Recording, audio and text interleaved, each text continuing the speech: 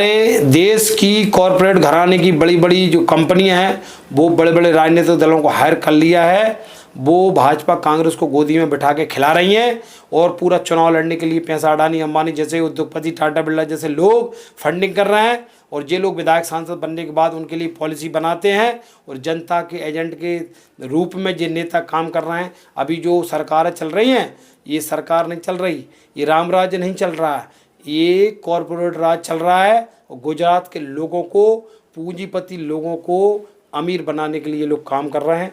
हमको किसानों को, गरीबों को, पिछड़ों को, दलितों को, आदिवासियों को संपन्न बनाने के लिए समाज को जोड़कर एक आंदोलन, दूसरी आज़ादी की लड़ाई, पहले हमारे बाप दादे गोरों से लड़े, अब हम उनको चोरों से लड़ने के लिए ओबीसी महासभा समाज को तैयार करेगी। आगे हमारा मिशन ना रुकेगा ना झुकेगा। अच्छा, आगे की बात करें तो आगे के ओबीसी महासभा के कैसे बड़े बड़े कोई कार्यक्रम हैं या कोई आंदोलन है, कोई धरना प्रदर्शन है, कौन से मुद्दे आपके और रहेंगे? अगर ये मुद्दा तो आपका है ही, साथ में जैसे अभी गाय सड़कों पे है, किसानों का आपने फसलों के दाम बढ़ाने की बात कही है, बेरोजगार जो है 45 लाख से ज़्यादा युवा बेरोजगार हैं, उनको रोजगार देने की बात ओबीसी महासभा ने उठाई है। तो ऐसे बहुत मार्मिक मुद्दों को भी उठा के आप काम करें, तो इन मुद्दों को लेकर भी कोई बड़े आंदोलन प्रदेश में या देश में हो सकते हैं? देखिए, ओबीसी महासभा सिर्फ आरक्षण की बात नहीं कर रही। हम लोग आरक्षण तो हमारा प्रतिनिधित्व का मामला है, उसको तो हम लड़ ही रहे हैं। बाकी जैसे मैं किसान का बेटा हूँ, मेरे गांव घर में गाय भी है, मेरे गांव में खेती भी है, मैं किसान का बेटा हूँ। तो जो आवारा मवेशी फसलों को चट कर रहे हैं या सड़कों पे जो गाय घूम रही है उसकी सरकार व्यवस्था करे, गौशाला जो खुली है उन पर अनुदान दे जिससे उनकी सड़कों पर। अभी मैं 26 तारीख को ब्यावरा गुना हाईवे पे गया, मेरी गाड़ी एक्सीडेंट होते बची। सड़क साइड में सड़क गड्ढा था, साइड में गाय बैठी थी और पूरे ब्यावरा से आप कभी जाइए गुना के बीच में पूरा 100 किलोमीटर में गड्ढे गड्ढे हैं। नहीं वैसे अब तो हर सड़क पे ये हाल है, तो छोटी हो या बड़ी हो हर सड़क पे आपको क्योंकि मवेशी ये मिलेंगे। कॉर्पोरेट घराने से पैसा आ रहा है। ये विधायक मंत्री सांसद में जो बैठे हैं वो अपना पेट भर रहे हैं और सरकारों को पैसा दे रहे हैं और भ्रष्टाचार हो रहा है और घटिया निर्माण हो रहा है। तो उसका खामियाजा जनता को भुगतना पड़ रहा है। तो हम गाय की भी बात कर रहे हैं, हम किसान की भी बात कर रहे हैं, हम आरक्षण की भी बात कर रहे हैं, बेरोजगार युवाओं की बात कर रहे हैं, महिलाओं को आरक्षण की बात अभी आपने मेरे से सवाल किया था। देश में जब आधी आबादी है हमारी महिलाओं की है, तो महिलाओं का भी कोई रिजर्वेशन लोकसभा विधानसभा में नहीं है। हमको रिजर्वेशन चाहिए और रिजर्वेशन में SC ST OBC को भी 50% की जो भागीदारी है उसमें 90% रिजर्वेशन हमारी SC ST OBC की महिलाओं को संसद में, विधानसभा में, सरकारी नौकरी में, बजट में मिलना चाहिए। इसको लेकर भी एक बहुत बड़ा मुद्दा है। दूसरा, छात्रों की जीवन को लेकर हम लोग अभी कृष्णा गौर से भी मिले, यहाँ के पिछला वर्ग आयोग के हमारे आयोग रामकृष्ण खुजमारिया जी मिले। 3 साल से पिछला वर्ग की मध्य प्रदेश में छात्रवृत्ति नहीं आई, पूरे स्कूल। अच्छा, छात्रवृत्ति का बड़ा मुद्दा है ये। अभी अजाक्स ने भी उठाया है, जैन कंसोडिया साहब जिसके राष्ट्रीय अध्यक्ष हैं, अजाक्स ने भी ये मुद्दा उठाया। कई बच्चों को SC ST OBC बच्चों को अभी तक समय पे छात्रवृत्ति नहीं मिल रही, बिल्कुल नहीं मिलेगी। दूसरा एक और महत्वपूर्ण मुद्दा है, गांव में स्कूल पूरे बर्बाद किए जा रहे हैं। अभी मध्य प्रदेश में कम से कम 12-15 हज़ार स्कूल बंद करने की तैयारी है। हर ब्लॉक में 4 स्कूल खोलेंगे CM राज नाम से। तो भाई अभी गांव में सड़कें नहीं है, गांव में आवागमन के साधन नहीं है। अभी डिंडोरी, शहडोल, उमरिया, अनूपपुर पूरा घोप क्षेत्र के आया हूँ।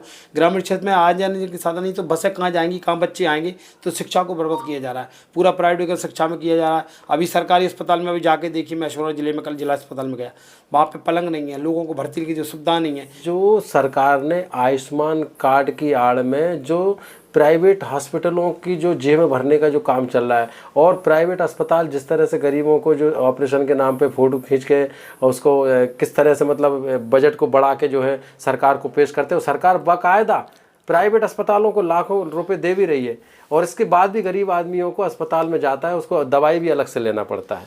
ये बहुत अच्छा मुद्दा उठाया है। आज ये भी मैं अभी हाल जस्ट 2 घंटा पहले एक हमारे गांव के एक लड़के का कल एक्सीडेंट हो गया है। वो अभी इस समय LBS हॉस्पिटल में एडमिट है, उसका जबड़ा टूट गया, पूरा बहुत सीरियस हालत में है। उसको कल रात को 1:30 बजे यहाँ लेके आए, जिला चिकित्सालय से रेफर किया हमीदिया में। चूँकि हमीदिया में व्यवस्था नहीं थी तो वो LBS लेके पहुँचा।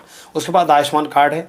हमने पूछा भाई आयुष्मान कार्ड से कनेक्ट क्यों नहीं कराया, बोले हॉस्पिटल मैनेजमेंट ने बोल दिया आयुष्मान कार्ड यहाँ पर कनेक्ट नहीं हुआ एक्सीडेंटल में।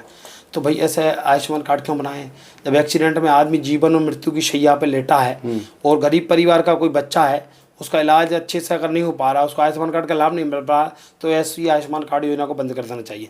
दूसरा, आपने कहा बजट बढ़ाने वाले उनके लोग बैठे हैं, हॉस्पिटल भी उनके ही हैं, कंपनी चला रहे हैं उनके लोग, पूरा दवा से लेके पूरा इंस्ट्रूमेंट उनके सप्लाई हो रहा है।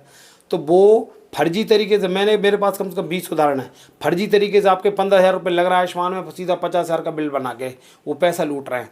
अभी 1 साल पहले तो बहुत बड़ा घोटाला हुआ था, अस्पतालों की जाँच वाँच हुई थी, फिर ऊपर सेटिंग वेटिंग हुई, फिर वो फर्जी बड़ा चलने लगा।